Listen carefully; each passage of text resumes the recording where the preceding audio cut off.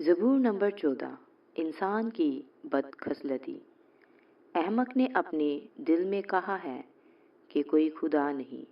وہ بگڑ گئے، انہوں نے نفرت انگیز کام کیے ہیں۔ کوئی نیکوکار نہیں۔ خداوند نے آسمان پر سے بنی آدم پر نگاہ کی تاکہ دیکھے کہ کوئی دانشمند، کوئی خدا کا طالب ہے یا نہیں۔ وہ سب کے سب گمراہ ہوئے، وہ باہم نجس ہو گئے، کوئی نیکوکار نہیں، ایک بھی نہیں۔